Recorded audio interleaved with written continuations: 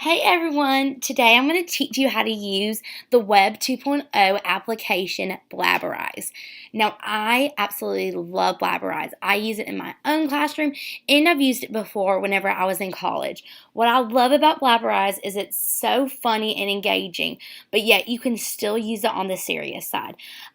You can use it for the lower elementary grades or the upper. For lower, you might want to make a video and your students would love it. They would absolutely laugh. I know I do it for kindergarten, so I've made one before whenever we were studying about insects and the insects were talking.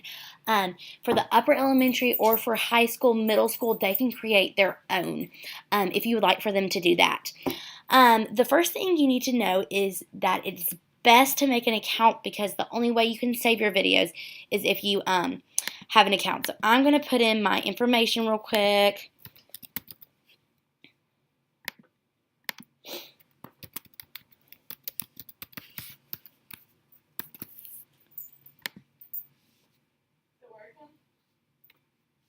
Okay, so we're in. So the first thing I'm going to go to is make. Now you can browse other videos if you're just in the middle of class and you're like, oh, let's look up a Blabberize about flamingos or something like that. You can browse through the browsers about videos that they've already made. This is where your stuff will be. So I'm going to go ahead and go to make. The first thing I'm going to do is go to browse. Now I'm going to look up the picture that I already uploaded. And now here's the picture. You can choose to crop it to whatever size you want. You might want to leave it a full size image. I've decided to crop my picture. Now here is the space where you want a mouth. A lot of people like to move it and then place it, but I think it's best to place it so you can move around the mouth. These green dots, that's going to be the curvature of your mouth. But these are going to be like the corners. So I'm going to make it a little bit smaller so this cute little corgi looks like it's actually talking. And here's the curvature.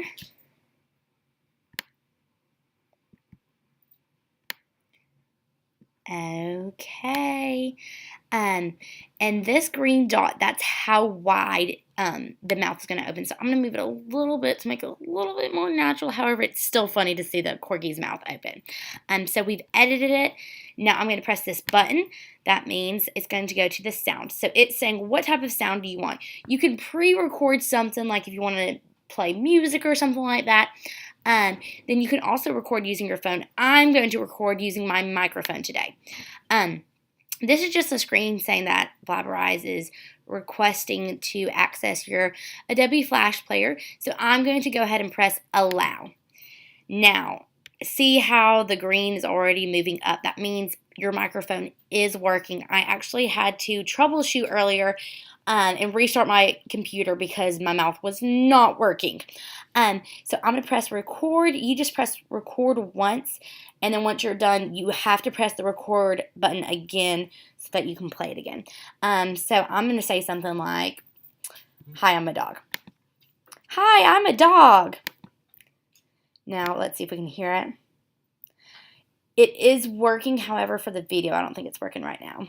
So then we press OK, and then you can go to make another scene or edit the scene you just made if you want to go back and add a different talk. But I'm personally going to press save, and so this is where it uploads to Blabberize. So you can choose to make it private.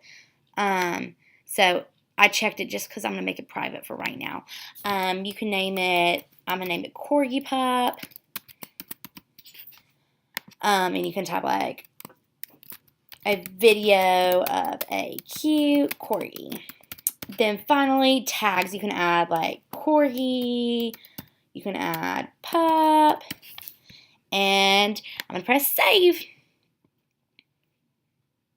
And so while it's saving, I'm going to talk to you about things that you can use it, how you can use it in your classroom.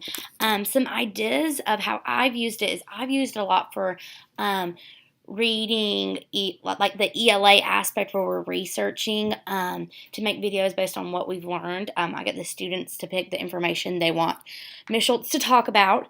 You can also use it like for upper grades if you're studying neurons, if you're studying like cells. They can teach you about the biology of it, or for social studies, if you are studying a historical person, they can talk from their perspective, or even if you do literature, you can talk from a perspective of a poet or an author, and help, or you can even write your own piece. So there's so much you can do for Blabberize. It's still saving. Maybe my computer's going a little bit slow, but I think that's pretty much it. Once you have saved it, you can see it on your stuff right over here, and then you can log out. There's many different things you can do with your Blabberize, like upload it to other sites once you've saved it to your computer. Let me know if you have any questions. You can comment on my wiki page. So thank y'all so much for listening.